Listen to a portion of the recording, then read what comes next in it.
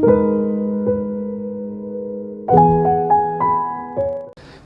अस्सलाम वालेकुम. My name is Atikur Rahman.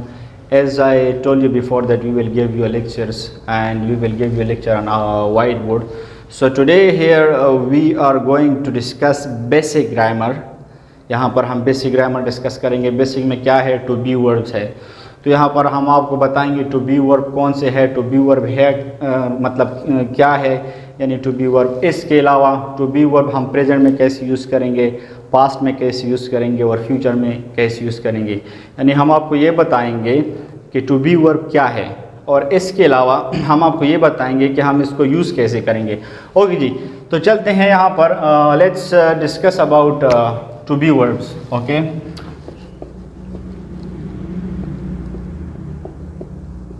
अच्छा जी, टू बी वर्ब सबसे पहले आपने ये जानना है कि टू बी वर्ब होते क्या हैं. So we have a short definition about to be verbs. Okay, I will give you a short definition about to be verbs because it has lots of usage. अगर हम definition पर ज़्यादा discuss करेंगे तो फिर usage रह जाएंगे. Therefore we will just give you a short definition and then we will go how to use to be verb. So सबसे पहले to be verb shows what? It shows existence or condition of subject. अच्छा जी, ये है short definition. To be verb क्या है, ये आपको एग्जिस्टेंस शो करता है. एग्जिस्ट मीन उर्दू में अगर हम कहें मौजूद, अगर आप किसी जगह पर मौजूद है तो वो ये आपको शो करेगा. इसके अलावा आपको ये बताएगा कंडीशन ऑफ सब्जेक्ट, यानी सब्जेक्ट की कंडीशन के बारे में बताएगा. What subject does, right. It will tell you about condition of subject and as well as it shows an existence. अच्छा जी, तो अब हम चलते हैं टू बी वर्ब की यूजेज पे, राइट. सबसे पहले हम टू बी वर्ब जो है वो हम देखते हैं कि प्रेजेंट में हम कैसे टू बी वर्ब यूज़ करते हैं, राइट. सो प्रेजेंट में टू बी वर्ब यहाँ पर हमारे पास है एज, एम एंड आर. ये है हमारे पास प्रेजेंट की टू बी वर्ब. अब इसको हम कैसे यूज़ करेंगे, सबसे पहले आपने ये जानना है कि एस को हम कौन से सब्जेक्ट के साथ यूज़ करेंगे, एम को कौन से सब्जेक्ट के साथ यूज़ करेंगे और आर को कौन से सब्जेक्ट के साथ यूज़ करेंगे. रिमेंबर वंस अगेन, जैसे मैंने बता दिया, इट शोज एन एग्जिस्टेंस और it shows condition of subject, right. Half condition of subject. अच्छा, सबसे पहले आपने ये जानना है कि एस जो है हम इसको कौन से सब्जेक्ट के साथ यूज़ करेंगे. अगर इन केस एक सेंटेंस स्टार्ट है, फॉर एग्जाम्पल इसके सब्जेक्ट है ही, she, it and singular name. Okay, अगर सेंटेंस एक जुमला ये सब्जेक्ट इस सब्जेक्ट से स्टार्ट हो, he, she, it और singular name, right. If a sentence start with the subject he, she, it and singular name, then we will use what? To be verb is, right. For example, here I will give you example. One example I will give you. For example, he is a good boy, right. He is a good boy. तो यहाँ पर जो sentence है ही से start है तो हम क्या यूज करेंगे, इज यूज करेंगे, right. Remember as I said it shows condition of subject. अब ये इज जो है आपको बता रहा है कि ही जो है जो थर्ड पर्सन है इसकी कंडीशन आपको बता रहे हैं, हालात आपको बता रहे हैं ही के बारे में, that how is he is a good boy, right. So it talks about what? He, and he is subject here. As I said, it shows condition of subject, right, or it shows existence. Okay, next example. For example, अगर आप बनाना चाहें singular name पे, तो singular name पे आप किस तरह बनाएंगे, Ali is a nice man. Okay, Ali is a nice man. यहाँ पर Ali a singular person है, therefore what we have used to be verb, we have used to be verb as, right. So अगर एक sentence ही, she, it singular name के साथ start है तो हमने क्या यूज़ करना है, to be verb as use करना है, राइट. अब हम चलते हैं एम की तरफ. एम आप यूज़ कर सकते हैं सिर्फ एक ही सब्जेक्ट के साथ, I. If sentence start from I then what you will use, am. For example, I am a teacher, I am a teacher, right. यहाँ पर सेंटेंस स्टार्ट है आई के साथ तो हमने क्या लगाया, एम लगाया, राइट. अब नेक्स्ट हम चलते हैं आर की तरफ. आर को हम कौन से सब्जेक्ट के साथ यूज़ करेंगे. फॉर एग्जांपल, अगर एक सेंटेंस स्टार्ट है वी, यू, दे, और P names. P names का मतलब है plural names, right? If sentence start from this subject with we, you, they and plural names, right? Then what we will use? Then we will use to be verb are. For example, एक example मैं आपको दूंगा, right? We are good family. We are good family, right? यहाँ पर focus कर ले, sentence start है we के साथ, तो हमने टू बी वर्ब क्या लगाया? आर लगाया। नेक्स्ट वन, फॉर एग्जांपल किसी के साथ भी आप बनाए, फॉर एग्जांपल प्लूरल नेम के साथ बनाए या दे के साथ बनाए, they are good players, they are good players, right? यहाँ पर हम आर यूज कर रहे हैं टू बी वर्ब। क्यों यूज कर रहे हैं? क्योंकि सेंटेंस स्टार्ट है कहाँ से? दे से। रिमेंबर, अगर कोई भी जुमला वी, यू, दे और प्लूरल नेम से स्टार्ट है तो उसके साथ हम टू बी वर्ब क्या लगाएंगे? आर लगाएंगे, right? It was the present form of to be verb, right? ये था present form of to be verb, right? अब हम चलते हैं पास्ट फॉर्म, कि हम टू बी वर्ब को एज अ पास्ट कैसे यूज करेंगे। तो पास्ट में जनाब यहाँ पर जो है to be verb as an am, right? इसको हम चेंज करेंगे वाज में। वाज जो है ये पास्ट फॉर्म है एज एम का, राइट? इसके अलावा आर जो है वो पास्ट, उसका पास्ट फॉर्म क्या है? Were. Got it, right? If you want to use to be verb as a past form, so what you will do, you will put was और were. Where you will put was instead of is and am, is और am की जगह आप was लगाएंगे और इसके अलावा are की जगह आप क्या लगाएंगे? वर लगाएंगे। एग्जाम्पल में आप, अच्छा जी, नेक्स्ट स्टेप पे, पुराने स्टेप पे चलते हैं। वाज हम कौन से सब्जेक्ट के साथ यूज करेंगे? रिमेंबर, वहां पर आई को हम यूज करे थे एम के साथ, तो आई जो यहां पर है वो आएगा वाज के साथ, राइट? सबसे पहले अपने ये जानना है कि आई जो है वो हम यूज करेंगे वाज के साथ। इसके अलावा वही पुराने subject he, she, it, right? And S names. S name का मतलब क्या है? Singular names, right? अगर कोई भी जुमला I, he, she, it and singular name से स्टार्ट है तो उसके साथ हम टू बी वर्ब पास्ट में क्या लगाएंगे? वाज लगाएंगे। मैं आपको एग्जांपल दे रहा हूं, I was a good boy, I was a good boy, right? Remember one thing more, बहुत से लोग ये कोशिश करते हैं कि अमेरिकन प्रोनाउंसिएशन यूज़ करें, राइट? आपकी जो भी अपनी प्रोनाउंसिएशन है, जो नेचुरल है, आप वो यूज़ करें।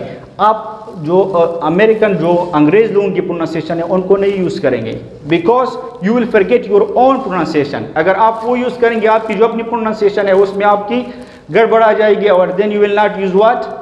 Your own pronunciation. So try to use what you have. You have your natural pronunciation, use it. Do not use American pronunciation. Do not try it. Remember, it is my practical experience. अच्छा जी, अब once again let's go to be verbs. तो यहाँ पर I was a good boy. आप किसी भी she से start करें, it singular name. मैं आपको for example it के साथ देता हूँ, right? It was a nice day. Or it was a happy day. There was a good party. There was a good ball, right? You can use different. She के साथ she was a good woman. She was a good girl. She was a good player. कुछ भी आप use कर सकते हैं, right? सो ये था was का, I mean is am are का पास्ट फॉर्म क्या था? was. was को कौन से सब्जेक्ट के साथ यूज करना है? Already I told you. Okay जी, अब हम चलते हैं, यहाँ पर जो आर का पास्ट फॉर्म है वो है क्या? वर। वर को आपने कहाँ पर यूज करना है? वर को आपने यूज करना है we, you, they and P names. P names का मतलब क्या? Plural names, right? अगर कोई सेंटेंस इन सब्जेक्ट से स्टार्ट हो तो आपने क्या करना है? सब्जेक्ट के बाद वर लगाना है। वर क्या है? आर का पास्ट फॉर्म है। For example, we were good brothers. We were good brothers. हम अच्छे भाई थे, right? You were good boy. You were good boy. They were good players. Plural names Ali and Wasim were good players, right? Once again, remember, were is the past form of are, and where we will use were, we will use with these subject. Is it clear? Now, we will go to future form, which is very easy, right?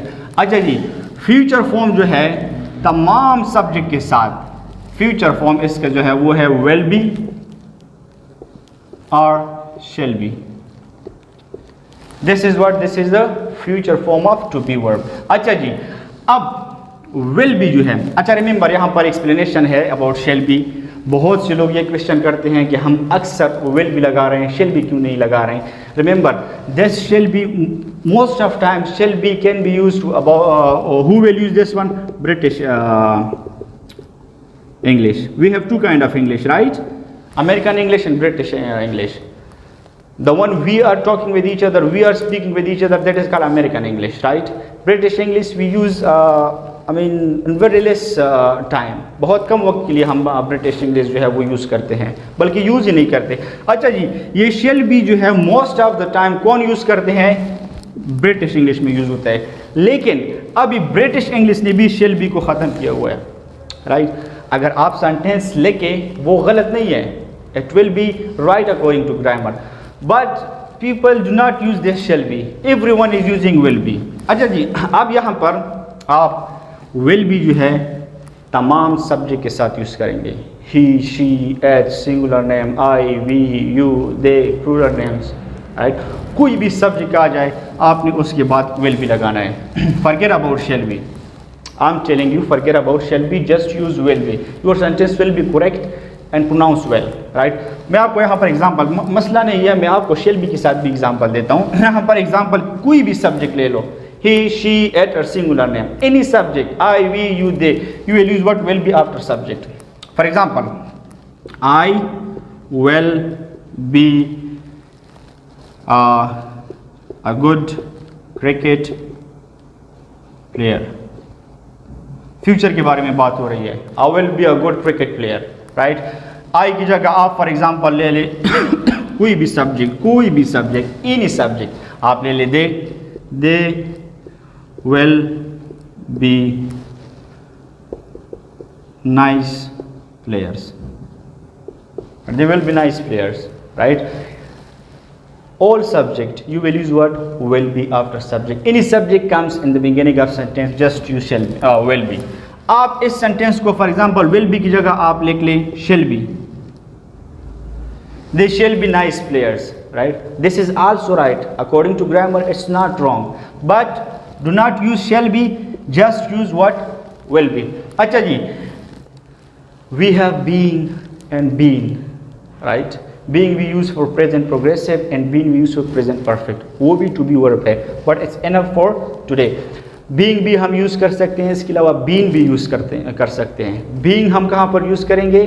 जब present progressive और present continuous के बारे में बात हो रही हो, वो ज़माना जो जारी हो, right? And present perfect के लिए हम यूज़ करेंगे being, लेकिन ये आज हम आपको नहीं टीच करेंगे. Being present perfect के लिए यूज़ होता है and being यूज़ होता है what? Present continuous के लिए, right? That was lecture about what? About to be verbs. Remember guys, simply मैं आपको ये बताऊंगा, to be verb talks about condition of subject or it shows existence. इसके फिर तीन फॉर्म्स होते हैं, present, past, future. Present में कौन से है? as, am, are. past में कौन से है? was, were. एंड फ्यूचर में कौन से है? विल बी और शेल बी. लेकिन आप शेल बी नहीं यूज़ करें, विल बी यूज़ करें. कहाँ पर यूज़ होते हैं, कौन से सब्जेक्ट यूज़ होते हैं? I already explain briefly, right?